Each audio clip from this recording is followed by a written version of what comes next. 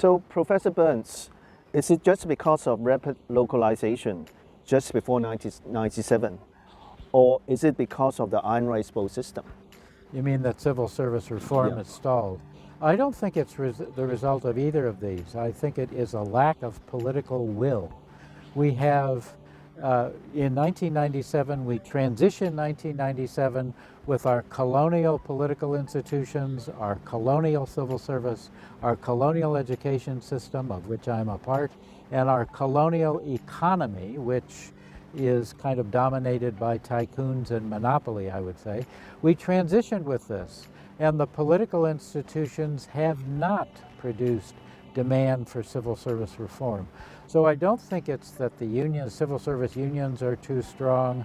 They're only as strong as the politicians allow them to be. Okay, so it's all about political leadership. I think it is. And in my view, political leadership has been ceded to the central government and to the Chinese Communist Party in 2020.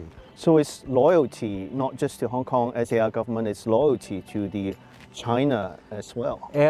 Absolutely, and since 2019, the Communist Party has taken a much more direct approach to governing Hong Kong, and as part of that, we have the national security law, and the focus in terms of change in the civil service is on loyalty, you know, okay. and not on efficiency or these other aspects of performance. From experience around the world, performance system has been introduced.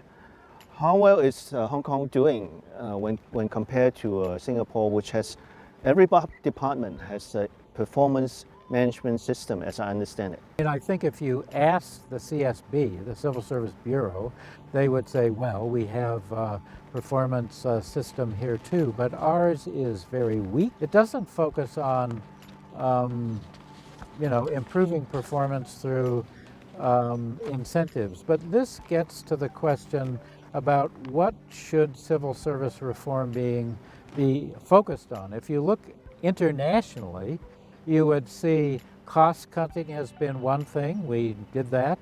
Managerialism and improving performance has been another thing. Singapore, you mentioned that. Singapore has performance-based pay, for example. We don't have performance-based pay in Hong Kong.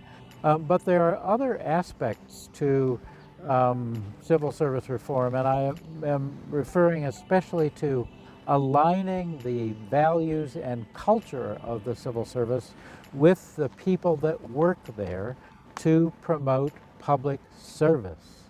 And so when we recruit civil servants, we need to be sure that not only are they competent, but that they also have what people have called public service motivation. So we want not just top grades from the exams, we want public-spirited people Absolutely. into civil service. I mean, I think this is very important.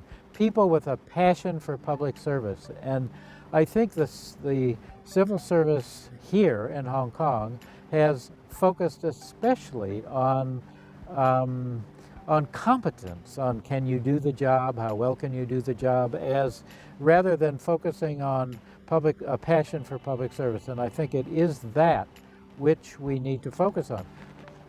Research has shown that civil servants are interested in this. I did a project in the Hong Kong police, and this demonstrated conclusively that interest in the job was very important. Working with others was very important, more important than the salary itself. So how do we move forward? How do we bring the so-called can-do spirit and meritocracy back? So I would say we do have a kind of meritocracy. Let's be careful about that. I mean, one of the core things about meritocracy is not corrupt. And Hong Kong has done brilliantly in handling corruption with the ICAC and things like that, similar to Singapore. So both places, and so a defining characteristic of a meritocratic system is that people are chosen based on the relevant skills, and what I'm saying is values and culture. These things are very important. So we need to emphasize those. Our meritocracy has focused on the anti-corruption work, and I would say it's done very well on that. And so it is meritocratic, but it doesn't, it can focus more on values, especially a passion for public service. So from this point, what should we do next if we want better governance and some sort of civil service reform So I going think on? we have to regain the trust of the central government. We have to regain the trust of the Communist Party, and we have to work with them on feasible reform that the central government and the party can accept in Hong Kong. I'm sure they would agree that a passion for public service is an important criteria. They would agree that we must continue our anti-corruption work, and we must continue to recruit people based on competence. But we need to reform this system, I would say. Value alignment is a very important part of it. There are other aspects to it. Do we want to reduce the size of the civil service, for example? This is something that could be discussed and move parts of it out. The managerial parts of it, of the reform process, could be focused on too. More performance management systems inside the civil service, more rigorous ones. Well, on the subject, do you have a sort of a concluding remarks, like say 30 seconds or a minute concluding remarks? So I would like to see political reform in Hong Kong. I would, that would work closely with central government, with the Communist Party, and then implement feasible civil service reform. Okay, thank you very much, Professor Burns.